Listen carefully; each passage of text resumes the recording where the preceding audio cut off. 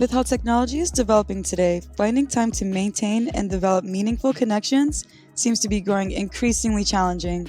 Some of us get so comfortable with solitude and having our needs met with technology that the idea of building a tribe causes fight or flight. In today's episode, Jason Skisic will share with us the importance of building your tribe. Jason Skisic is a U.S. Army veteran, coach, and entrepreneur. He is a father, husband, fighter, and carrier of heavy things. His company, Spear and Clover, helps businesses with passionate leaders, talented teams, and strong playbooks to go from contenders to championship dynasty organizations. Jason is hosting the weekly Spear and Clover podcast on YouTube and across all audio platforms. Follow our show and bookmark our podcast so you don't miss out on our fantastic Matrix mentors. Good evening, Jason. Can you tell us about your mission and your passion? Samantha, it's so nice to be here. Thank you so much for having me on the show. I really appreciate it. And thank you for sharing your audience with me. Absolutely. So you talk a lot when you were introducing me, and I appreciate you doing that, about tribe. And this is something that's so important, not just to me, Samantha, but to human beings in general. And I really, I grew up playing sports. I went into the military, which is a very tribal organization. And then I started a CrossFit gym after that along my journey. And in every step of the way, the people that I connected with the most were those people who I had been through really hard, difficult challenges with, whether it was in the military, accomplishing missions, or whether it was working at the bank with a group of other analysts, or whether it was going through a hard workout.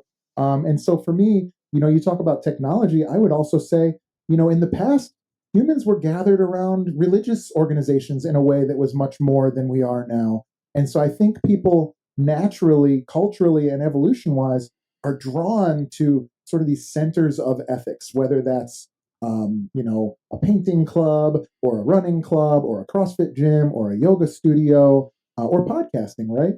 And so for me, I think it's nice to be, as an entrepreneur, to try and tune in to what my type of people gather around, and really just to try and lean into that if I can. That's so true. I agree. Tribalism is a big part of our evolution, why we succeed so much as a species. How did your life path teach you the importance of building a tribe? Yeah, kind of like I just mentioned, I've been in a lot of different environments to varying success with varying difficulty. And the worst times were when I felt alone. And I think a lot of people can probably identify with that. And so what I have done in my entrepreneurial journey, as well as what I try to help other visionary entrepreneurs to do, is to build tribe where the people that they want to serve feel like they can see their reflection in their community, and build community around these ideas. So again, kind of like I mentioned before, I don't care if you're really into comics, or you love movies, or you like building birdhouses. It doesn't really matter. Technology has actually given us the keys to finding other weirdos like us all over the world, right? And so there's this great opportunity to build cathedrals to those tribal kind of things that we're interested in. Can you tell me how some of the skills from that you acquired maybe in the military translated to another area of life that most people wouldn't expect? Yeah, sure. I mean, I think everybody knows that the military is difficult. What they don't maybe think about is it prepares you perfectly to be an entrepreneur. And I'll tell you why. Well, one, you can't quit. And number two, they have to train you to do a perfect job, basically an excellent job every single time you do it. And they don't get to pick who their employees are. And so you get this really broad range of people who are, some of them are super talented, and some of them, honestly, Samantha, not so much, right? And so what the military has to do is they have to train you how to do a really important job in such a way that nobody could mess it up. And so as an entrepreneur, I took that with me. And so instead of just saying, hey, Samantha, go write this email and send this thing and build a website, now it's very much driven by repetition and practice and getting people to find ways to work together. Because in the military, you don't get to choose who your boss is. You don't get to choose what your job is in most regards. You don't get to choose who you work with. And when you get there, you can't quit. And so it's one of these things where you learn, if we can do the training and the team better, we can push down the requirement for how talented our employees are. And that's a really powerful thing when you want to have high-level results for an entrepreneur, Absolutely. That the method also brings so much security for anybody who's in training, and I could see the how sufficient that could be. How has CrossFit opened up your life to the beauties of tribalism? Yeah, so it's interesting. I've owned a CrossFit gym for 12 years. I sold most of it a couple of years ago when I moved away from the area. But, obviously always have a huge place in my heart for that community and that tribe. Um, You know what? I always thought that I thought I was a fitness guy. I owned a CrossFit gym. I started it with two friends who were also veterans, and then I ended up kind of being the sole proprietor of that business for a while, and for a number of years. And during that time, I would have told you Jason Skisic is a CrossFit guy. He's a fitness guy, and I love those methodologies. But what I found is, I moved to a new place, and I do jujitsu and kickboxing now, and I love building tribe around entrepreneurship. And so what it really turns out is it's this, Samantha, that I love. It's meeting with other like-minded people. It's having these relationships. It's creating an opportunity for others to have these relationships. And so whether it's CrossFit, which I do love and certainly enjoy the methodology, and it's helped me a ton, or whether it's kickboxing or podcasting, I'm much more have learned as I've matured and really thought about the way I feel about the world. I'm much more drawn to the collection of people in communities and tribes than any one particular activity or even any ethic. If that makes sense. Yeah, totally. In the past, I interviewed a man named Dr. Vic, and in his theory, he saw that the matrix was the collective unconsciousness or collective consciousness, and I never thought of it like that. And when I did, it made me realize why we love storytelling so much. Like, we're all built very similar, with like our DNA having two arms, having two legs, but our lives could look completely different just based off of the environment we were raised in, what neighborhood we were raised in, and we all have unique sub matrices. How can we take our differences to build deeper connections when we're building our own tribes? Man, that is such a great question. And so where I would start is saying the path, I'm assuming you're sort of building off of this idea of the matrix, right? Like the movie almost. And so like the path to seeing that is really to get past your ego. And there's a number of ways you can do that, whether it's through meditation or yoga or psychedelic drugs or, float tanks or whatever it is. I'm a float tank guy. And what I will tell you, once a month, with maybe a little additional help as well. But what I would say is, any way that you can put down your ego or your identity and see the world through fresh eyes it's immediately whenever you hear from somebody, whether it's an Indian yoga guru or a psychedelic enthusiast or somebody else that's into meditation or whatever it may be, they immediately will tell you it's not that they think we're all connected in this common shared experience. It's a knowledge that you know in your bones. And so the only thing that stands in our way from seeing that very clearly is that ego that puts our identity in front of the view of that. And so the way to get beyond that is to regularly, introspectively peer in and then draw understanding to the outside, which I think of as like fractal and infinite, right? Like the outside, like our experiences are so common. And I think the reason why we pick out those things that we disagree on is because how common and archetypal our world actually is. I think of everybody in the world. I don't care if you're a web developer or a podcaster, you represent sort of a part of like this archetypal village, if that makes sense. And so there are people that are the builders, and there are people that are the teachers, and there are the storytellers, and there's the shepherds, right? And the fishermen or the hunters.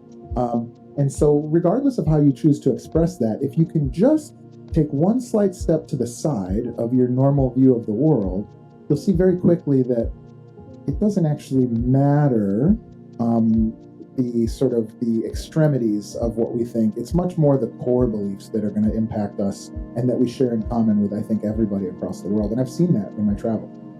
Absolutely agree. Can you give us an example from when you were traveling? Yeah, absolutely. So I lived in Germany when I was in the Army for 2 years, and I'll never forget the first day I got there, because Germany is a European country. It's a modern country. People there look vaguely like me, and they drive cars that I've seen before. But I just noticed how they solved all the same problems, but they were just a little bit different. This was years before the smart car, the little 2+2 or whatever. Those little things were driving around, and the way that they did trucks, semi trucks, they just looked differently. The way that the buildings were looked differently. If it would be easy that first day for me to have been like, oh, this is like a third world country. But anybody who's listening to this knows that Germany is in fact at least as technologically advanced as America, and they just have solved their problems differently. Or another example would be if you go from Illinois to Arizona or Southern California, you'll see different roofs on the houses, and you'll see some houses, like here, all houses have basements. In California, almost no houses have basements. And so there's just these differences in the way that humans have had to solve problems and go about doing things. And then, of course, you can start to look at how religions all have flood stories, and they all have origin stories, and they all have there's these common ethics that I think are threaded throughout just like our awareness of existence, right? And I think it's in our nature to seek answers, and we find answers that solve similar problems that are just slightly different. Yes, I agree, and I see that a lot. And I love that you brought up the religious text, because we know that Babylon was one of the first major cities during the time period, and to me, it was just common sense for me to believe, like, see the unity before the differences, because the differences could just be semantics. Because if we think about Babylon, you had people that were speaking all kinds of different languages, telling the same story.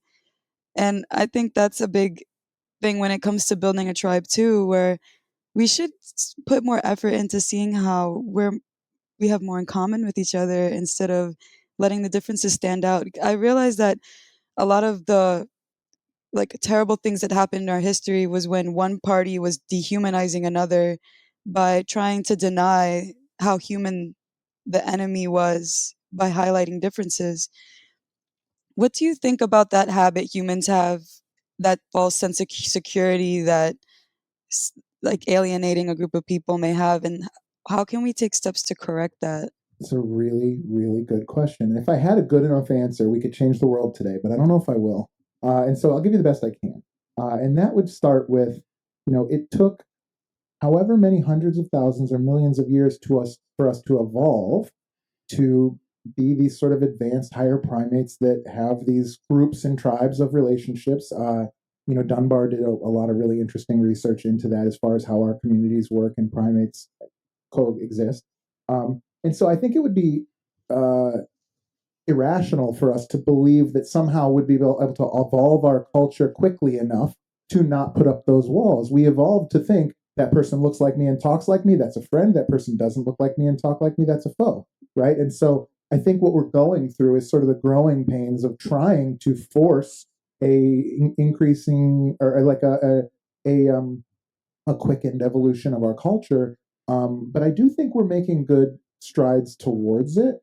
There was another point that you hit that I wanted to address. I think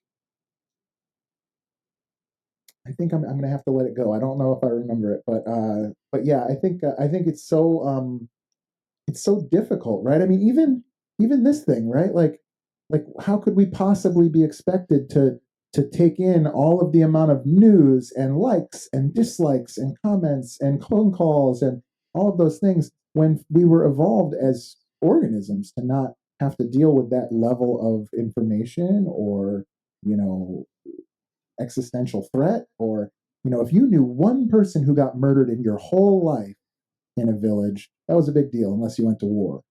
And it's like I read about murders every single day and I see them reenacted on TV and all of those other things. I'm certainly not saying we should stop those things, but I think we should appreciate. Oh, I remember what it was. I think we should appreciate that those things are difficult for us to maintain. One way, and I've learned the way, Samantha, to never lose an argument again. Do you want to hear it? Yes. Okay. The way to never lose an argument again is to go into it not needing to be right, is to go into it looking for what the true answer to this debate is. And once you find it, to align with that side. And so this has been a huge shift for me. I stopped trying to win arguments and I started trying to find the truth. And sometimes I would start on the right side but every time I would finish on the right side. And so super quickly, I found myself like shoulder to shoulder with so many more people. And so what I'll find is I go into these arguments thinking, okay, so here's Samantha, who's clearly an intelligent human being, who's like deep thinking, and we disagree on this thing.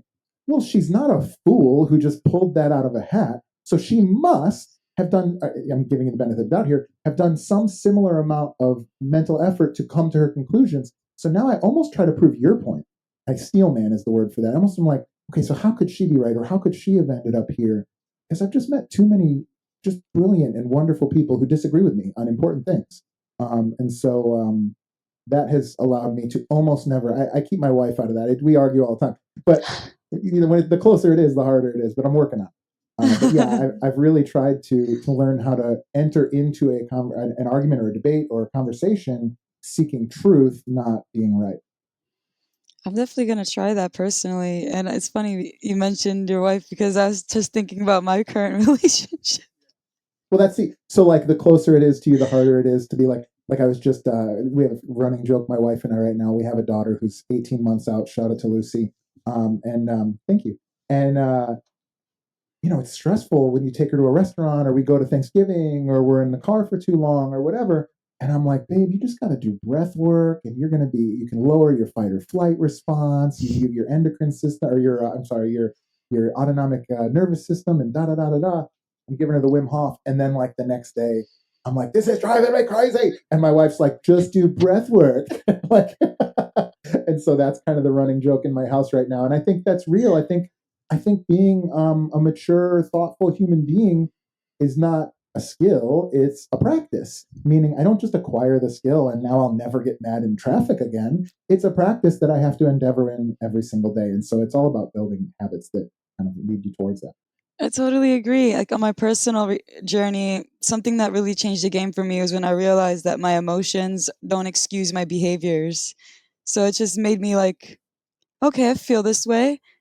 I'm not going to react like that because it's irresponsible. I need to articulate what I'm going through right now and see if there's something to solve, but then not outsourcing the solution, actually working on it so that I feel satisfied. Because it's ironic, somebody can give us an answer to our problem, but if we don't put enough effort into thinking of it on our own, it's going to go. Yeah, Socrates figured that out, and we keep forgetting it. One thing I would add to your point is you could invert that too. And you were saying your emotions can't dictate your actions, but I would also say that the best of us are able to take other people's actions or the world's actions or whatever happens outside of us and not allow that to impact the way that our emotions flow. And I'm not sure if one's harder than the other, but that is a two-way street where when something happens, it's my choice ultimately to be angry or to be upset or to lash out or whatever it may be. And so, again, breath work, psychedelics, float tanks, hard exercise. By the way, hard exercise every single week. I call it collective elective suffering. Shout out to Robin Lalonde who gave me that. And when you do that, the scale of what easy and hard is, it gets so much further this way that like it's like the things that used to be hard kind of they're not really that impactful anymore. Absolutely. And I like that you brought that up because I thought about how we're seeing murder and things like that more often and things that we wouldn't experience in a tribal setting if we didn't have technology. And it's interesting how we're being prompted to be desensitizing a lot of the big moments in life. And when I was putting together the questions that I wanted to ask you, I realized that it could be very perplexing on how we can approach building relationships again after the pandemic, after depending on technology, because it's a place that we go to get emotional arousal. Like just watching something, we can experience something, experience empathy, get a whole visceral experience. How can we shift and use like instead of just always getting gratification from the technology, how can we use technology to build relationships with those around us?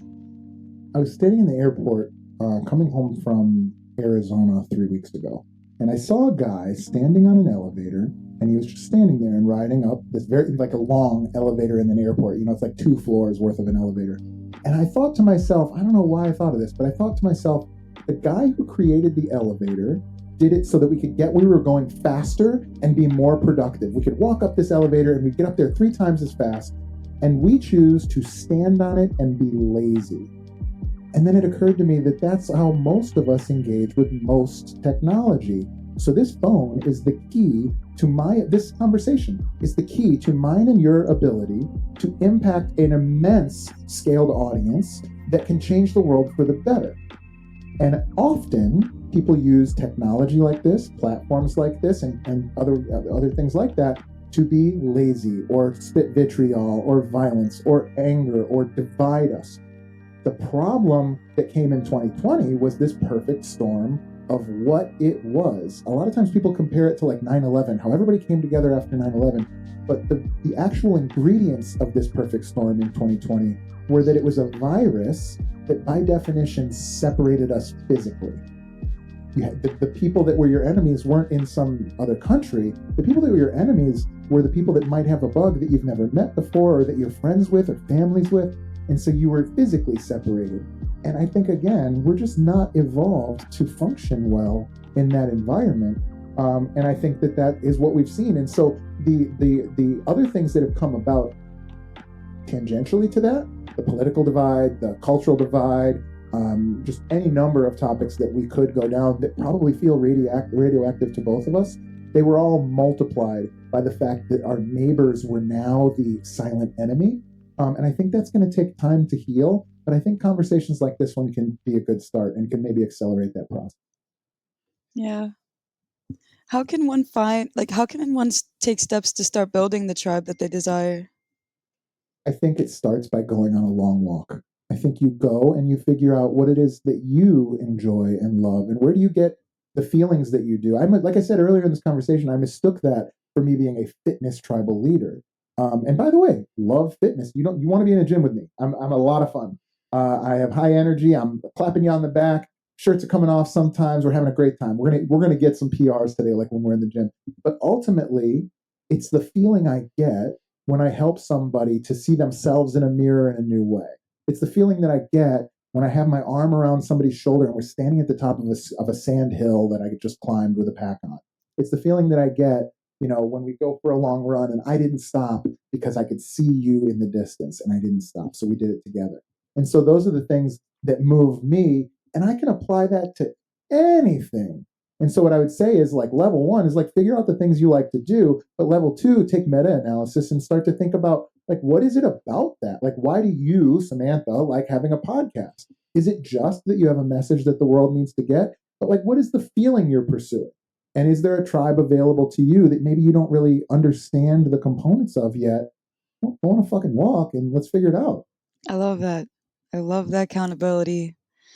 And it sounds like a fun adventure. I feel like that's the true walk of life, like finding the journey instead of, living in the matrix and just doing what you think you're supposed to do, stepping out there and thinking about what you want to create and pursuing what you would like to experience. Do you like Hunter S. Thompson? Do you know who that is? I think I've heard of Have them. you ever seen Fear and Loathing in Las Vegas? No. Oh, okay. I just before this call hung up a poster and it says freedom is something that dies unless it's used. And I think that's appropriate to what we're talking about. So that's my constant reminder.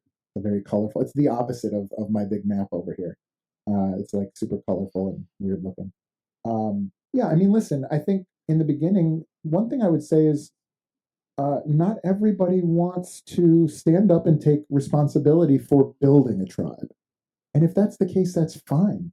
I learned in the military when there's an opportunity for responsibility, I step forward. Other people stay where they're at, and even other people step backward. Okay. Not a big fan of that third group, but that second group is totally fine. Somebody has to be the tribe members, right? And so what I would say is it's a lot of responsibility. And if you don't want to carry that water, I understand that. And so that's a part of that walk too, is identifying like where do I want to be with regards to this thing, whether it's a tribe that I lead or a tribe that I'm a part of, or a group that I follow and lurk from maybe even outside. That's totally fine too. But we all want to seek togetherness. We all want to seek family. We all want to seek that feeling.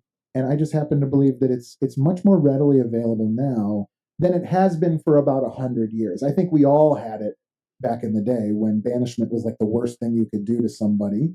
But I think for like the last 100 years, ever since like the Industrial Revolution, it's been very easy for people to become a faceless name or number in a crowd.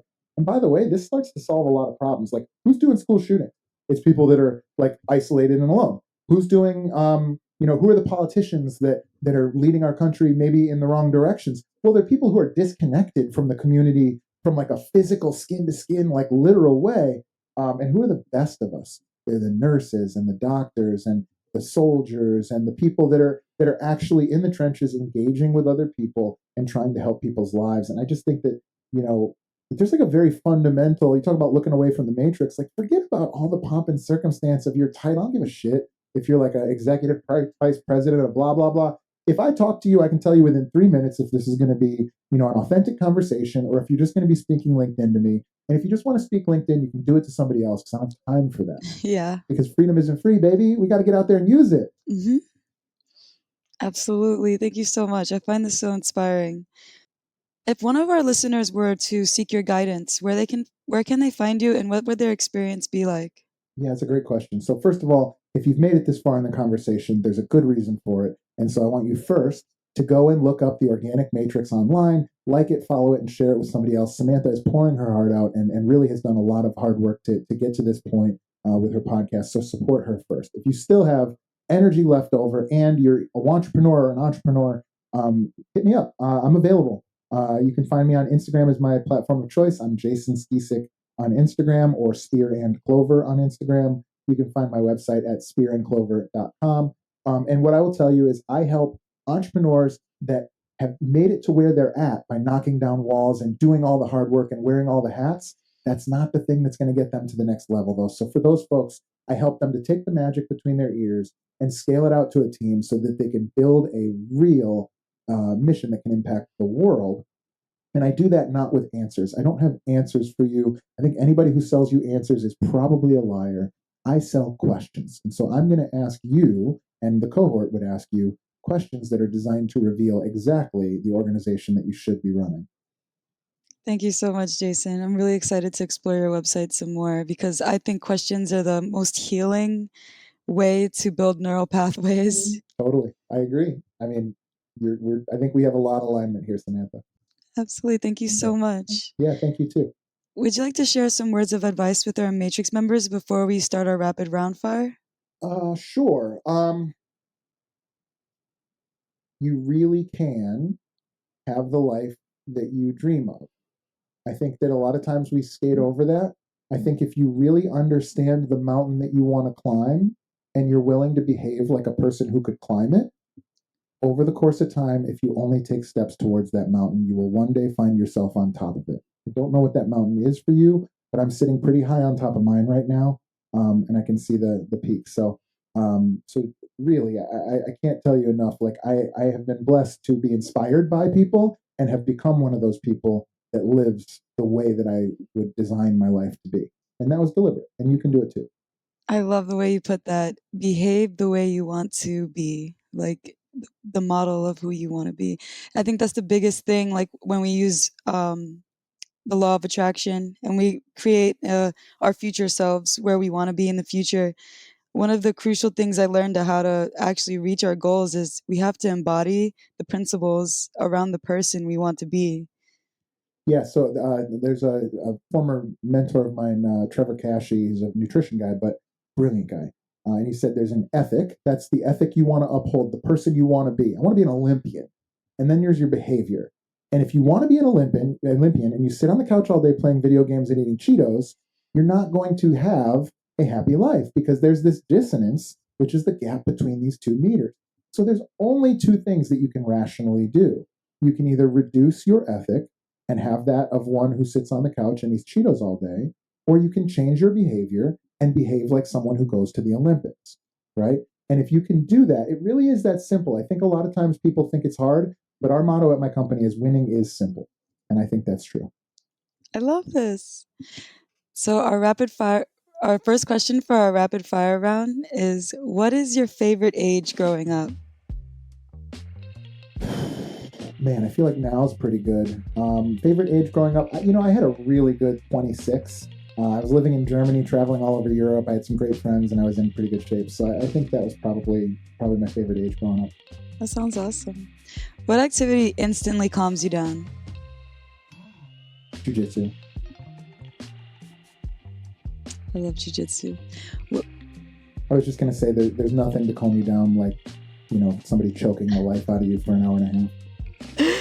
I totally understand that. I was a collegiate wrestler. Oh, get out of here. Yeah. I did not lead with that. Come on. You're kind of like a chameleon, Samantha. I don't understand you yet. And we're pretty far into this conversation. You're an interesting person. Thank you. What's funny is my boyfriend raises chameleons. Oh, even with a collegiate wrestler. You got to meet my daughter. She's 18 months. She's at the gym 3 times a week. That's amazing. Yeah, that would be amazing. I would love to maybe go to your gym, do some jiu-jitsu with you. Hell yeah. I trained with Miguel Torres. He was a champion in WEC and Strikeforce. Oh, Strikeforce. That's sick. And he was in the UFC too. Yeah, Miguel Torres. Look him up. He's a pioneer. Yeah, I mean, he's real deal. Yeah, I got to check him out. I have to stay in contact. Yeah. What is the phone app you use the most? Instagram or my news app, which I'd like to delete. Well, thank you so much, Jason. I really appreciate you sharing with us today, and I look forward to staying in contact. Of course. Samantha, thank you so much. This is an awesome show. This is a deeper show than I expected. I really enjoyed it. I love that. I'm honored. Jason's program, Dynasty Define, helps businesses with passionate leaders, talented teams, and strong playbooks to go from contenders to championship dynasty organizations. Join him on his website in the description below, www.spearandclover.com. All feedback is welcomed and helps us serve our fellow Matrix members. To stay up to date with our Matrix mentors and what we have in store for you, bookmark our website and subscribe to our podcast and YouTube channel. It was great to have you with us on the Organic Matrix Show, and we'll be seeing you on the following download.